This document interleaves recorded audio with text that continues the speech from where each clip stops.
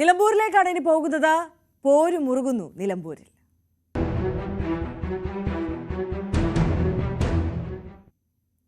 ദേശീയപാത വിഷയം തെരഞ്ഞെടുപ്പ് ചർച്ചയാക്കാൻ ഇടതു മുന്നണി. ഇതിന്റെ ഭാഗമായാണ് ദേശീയപാത നിർമ്മാണത്തിന് കാലനാണ് KC വേണുഗോപാൽ എന്ന മന്ത്രി മുഹമ്മദ് റിയാസിന്റെ ആരോപണം.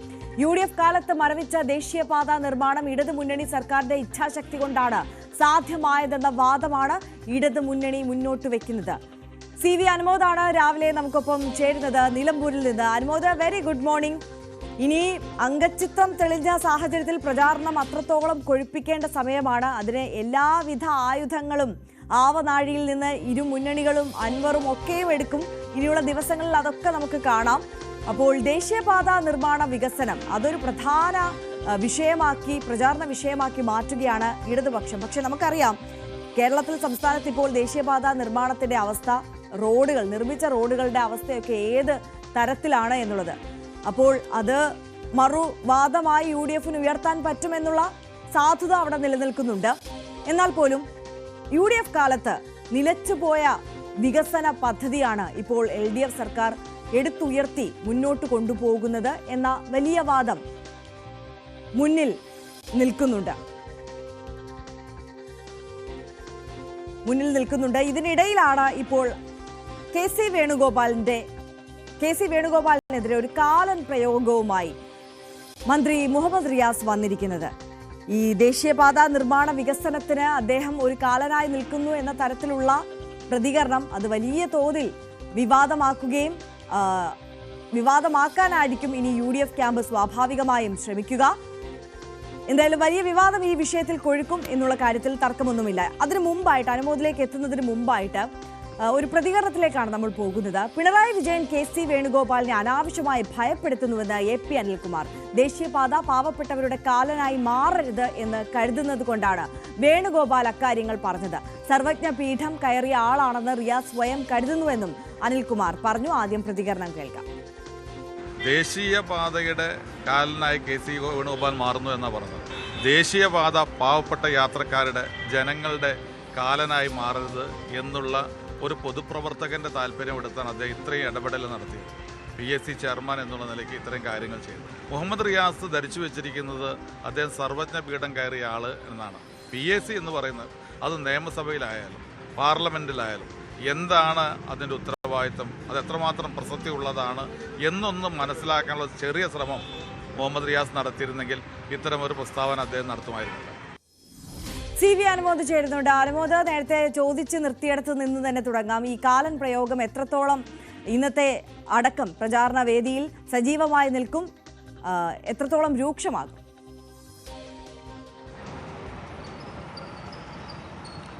ആര്യ, ഓരോ ദിവസവും ഓരോ വിഷയങ്ങളാണ് നിലമ്പൂരിൽ പ്രചരണത്തിൽ സജീവമായിട്ട് എടുക്കുന്നത്. ദേശീയപാതയിലെ വിവാദം അത് പ്രചരണ രംഗത്തെ ഇന്ന് ചൂടുപിടിപ്പിക്കുമെന്ന് ഉറപ്പാണ്. ഏറ്റവും പ്രധാനമായിട്ട് KC വേണുഗോപാലിനെതിരെ റിയാസ് നടത്തിയ പരാമർശം, അതിനെ പ്രതിരോധിച്ചുകൊണ്ട് ഇടതുപക്ഷത്തിൻ്റെ നീക്കങ്ങൾ, അതായത് എന്തുകൊണ്ട് ഇത്തരത്തിലൊരു സാഹചര്യം ഉണ്ടായി, കേരളത്തിലെ ദേശീയപാത വികസനം പൂർണ്ണമായും മുടങ്ങിക്കിടക്കുന്ന അവസ്ഥയായിരുന്നു, സ്ഥലമെടുപ്പായിരുന്നു അതിൻ്റെ പ്രധാന പ്രശ്നം.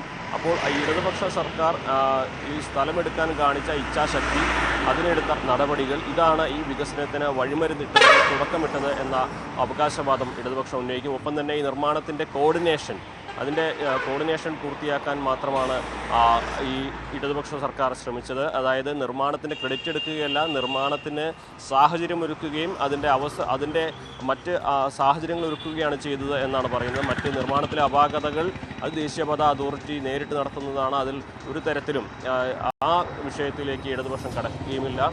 അപ്പോൾ KC വേണുഗോപാലിൻ്റെ ഈ ഒരു പരാമർശത്തെ വലിയ തോതിൽ തന്നെ ഇടതുപക്ഷം വിമർശിക്കുമ്പോൾ അതിനെ പ്രതിരോധിച്ചുകൊണ്ടാണ് UDFൻ്റെ ഭാഗത്തു നിന്നുള്ള പ്രചരണം ഉണ്ടാവുക. ഇന്നലെ ഈ വിഷയത്തിൽ ഈ വിവാദമുണ്ടായപ്പോൾ തന്നെ UDF നേതാക്കൾ അത് പല വേദികളിലും ഉന്നയിച്ചു കഴിഞ്ഞിട്ടുണ്ട്. AP അനിൽകുമാറിൻ്റെ പ്രതികരണവും ഇതിൽ വളരെ പ്രധാനപ്പെട്ട ഒന്നാണ്. അതായത് തെരഞ്ഞെടുപ്പിൻ്റെ ഓരോ ദിവസത്തെ അജണ്ട സെറ്റ് ചെയ്യുമ്പോൾ അതിൽ ഏറ്റവും അധികം ചർച്ചയാവുകയും ജനങ്ങൾ ഏറ്റെടുക്കുകയും ചെയ്യുന്ന വിഷയങ്ങളൊന്നായിട്ട് ദേശീയപാത വികസനം മാറുമെന്ന കാര്യത്തിൽ ഒരു തർക്കവുമില്ല.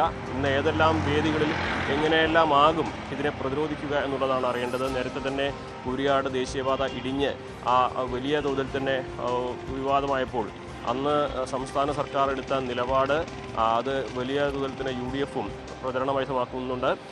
ഇതിൻ്റെ ക്രെഡിറ്റ് എടുക്കുന്നവർ ഇതിൻ്റെ പഴി കൂടി ഏറ്റെടുക്കണമെന്ന് പറയുന്ന നിലപാടിലാണ്, അല്ലെങ്കിൽ അത്തരത്തിലുള്ള വിമർശനമായിരുന്നു UDF-ൻ്റെ ഭാഗത്ത് ഉണ്ടായിക്കൊണ്ടിരിക്കുന്നത്.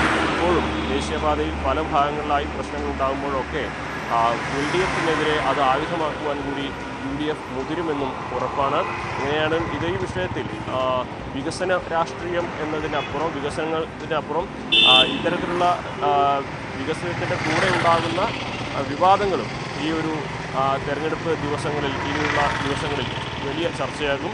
പ്രത്യേകിച്ച് പെരുന്നാളിന് ശേഷം പ്രധാനപ്പെട്ട എല്ലാ നേതാക്കളും ഇരുമുന്നണികളുടെയും നിലമ്പൂർ കേന്ദ്രീകരിച്ച പ്രവർത്തനം തുടങ്ങാൻ നിൽക്കുകയാണ്. അപ്പോൾ ഓരോ ഈ വികസനത്തിൻ്റെ ഭാഗമായിട്ട് അവർ നടത്തിയ നേട്ടങ്ങൾ, വികസനത്തിൻ്റെ മറ്റ് കാര്യങ്ങളൊക്കെ പങ്കുവയ്ക്കുന്നതോടൊപ്പം ചില വിഷയങ്ങളിൽ പ്രതിരോധം തീർക്കുവാൻ കൂടി അവർ തയ്യാറാവും. സ്വാഭാവികമായിട്ടും മറ്റ് വിവാദങ്ങളിലേക്ക്, ഒരുപക്ഷേ മലപ്പുറത്തിനെ കുറിച്ചുള്ള വിവാദങ്ങളൊക്കെ പ്രതിപക്ഷം ഇനി ഉന്നയിക്കുകയില്ല എന്ന് തന്നെ വേണം കരുതുവാൻ. കാരണം ഏതെങ്കിലും തരത്തിൽ തിരിച്ചടി ഉണ്ടാകാൻ അല്ലെങ്കിൽ വിമർശനം ശക്തമാകാൻ ഉയരുന്ന സാഹചര്യത്തിൽ ആ തരത്തിലുള്ള പരാമർശങ്ങൾ ഒഴിവാക്കി വികസന നേട്ടങ്ങളെ മുൻനിർത്തിക്കൊണ്ടുള്ള പ്രചാരണങ്ങൾ സജീവമാക്കുകയാണ് LDF-ൻ്റെ നീക്കം. എന്നാൽ അതേ നാണയത്തിൽ തിരിച്ചടിച്ച് രാഷ്ട്രീയമായിട്ട് എല്ലാ വിഷയങ്ങളും പ്രതിരോധിക്കാനാണ് UDF-ൻ്റെ നീക്കം. തീർച്ചയായും CV അനുമോദാണ് വിവരങ്ങൾ പങ്കുവെക്കുന്നത്. എന്തായാലും ദേശീയപാത വിഷയം തന്നെ നിലമ്പൂരിൽ സജീവ ചർച്ചയായി മാറുകയാണ്. ദേശീയപാത വിഷയത്തിൽ UDF നടത്തുന്ന എല്ലാ പ്രചാരണങ്ങളും സർക്കാർ നടത്തിയ ഇടപെടലുകൾ ജനങ്ങളിലേക്ക് എത്തിക്കാൻ സഹായിക്കുന്നതാണെന്ന് രാജ്യസഭാ MP A.A. റഹീം. ദേശീയപാത വികസനത്തിനായി ഭൂമി ഏറ്റെടുത്ത് നൽകി, ദേശീയപാത നിർമ്മാണത്തിന് കോർഡിനേഷൻ നിർവഹിച്ചു എന്നതിനപ്പുറം മറ്റൊന്നും സർക്കാർ ഏറ്റെടുക്കുന്നില്ല. കേരളത്തിൽ UDF-ഉം കേന്ദ്രത്തിൽ കോൺഗ്രസും ഭരിക്കുമ്പോൾ ഒന്നും ചെയ്യാത്തവരാണ് ഇപ്പോൾ വിമർശനവുമായി ഇറങ്ങിയിട്ടുള്ളതെന്നും റഹീം പറഞ്ഞു. നിലമ്പൂരിൽ M. സ്വരാജിന്റെ വിജയം ഉറപ്പാണെന്നും PV അൻവറിന്റെ സ്ഥാനാർത്ഥിത്വത്തെക്കുറിച്ച് UDF-നാണ് ആശങ്ക എന്നും A. റഹീം പറഞ്ഞു. നിലമ്പൂരിൽ സ്വരാജിൻ്റെ ജയമുറപ്പിക്കാൻ എല്ലാവരും കൈമൈ മറന്ന് പ്രവർത്തിക്കുകയാണ് ഇടതുപക്ഷത്തിൽ. നമ്മോടൊപ്പം ചേരുന്നത് MP A. റഹീമാണ്. എങ്ങനെയുണ്ട് നിലമ്പൂരിലൊരു ആദ്യഘട്ട വിലയിരുത്തൽ? നിലമ്പൂരിൽ സ്വരാജിന് ലഭിച്ച സ്വീകാര്യത, ഇടതുപക്ഷ ജനാധിപത്യ മുന്നണിക്ക് ഇപ്പോൾ ലഭിച്ചുകൊണ്ടിരിക്കുന്ന സ്വീകാര്യത വളരെ പ്രകടമാണ്. സ്വരാജിൻ്റെ സ്ഥാനാർത്ഥിത്തിന് മുമ്പും സ്വരാജിൻ്റെ സ്ഥാനാർത്ഥിന് ശേഷവും കാര്യങ്ങൾ വളരെ വ്യക്തമാണ്. ഞങ്ങൾക്ക് ഒരുപാട് അഡ്വാൻസ് ചെയ്യാൻ കഴിഞ്ഞിട്ടുണ്ട്.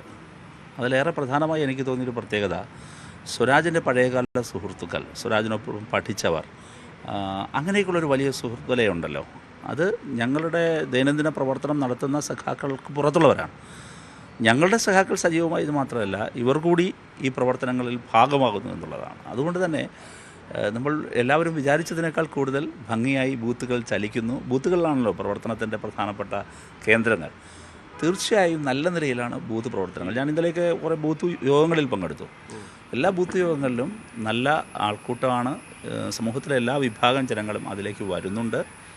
സ്ത്രീകളുടെ പങ്കാളിത്തം കൂടുതലാണ്. വളരെ പോസിറ്റീവാണ്. സ്വരാജിൻ്റെ സ്ലീപ്പിംഗ് സെൽസ് ഉണർന്നു എന്ന് പറയാമല്ലേ? തീർച്ചയായും. അല്ല, ഇതിനകത്ത് സഖാവ് കുഞ്ഞാലിക്ക് ശേഷം അരിവാൾ ചുറ്റിക നക്ഷത്രം ഇതിനിടയിൽ വേറെ വന്നിട്ടുണ്ട്. പക്ഷേ ഞാൻ പറഞ്ഞത്, ഇതൊരു പ്രത്യേക രാഷ്ട്രീയ സാഹചര്യം വന്നിരിക്കുന്നു. സഖാവ് M. സ്വരാജ് എന്നത് ഒരു സ്റ്റേറ്റ് ലീഡറാണ്.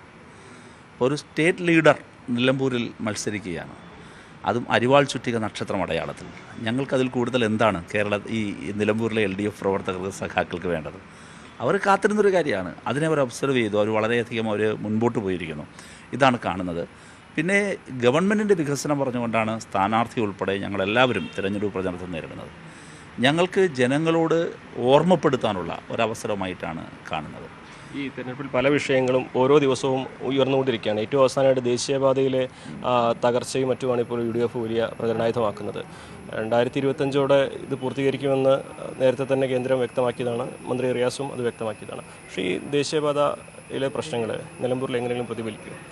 അത് ദേശീയപാത വിഷയം ചർച്ചയാകുന്നത് ഞങ്ങൾക്ക് സന്തോഷമുള്ള കാര്യമാണ്. കാരണം എന്ന് വെച്ചാൽ, കേരളത്തിലെ ദേശീയപാത വികസനത്തിന് വേണ്ടി ഒരു അണാ പൈസയുടെ സംഭാവന ചെയ്യാത്ത വിഭാഗത്തിൻ്റെ പേരാണ് കോൺഗ്രസ്.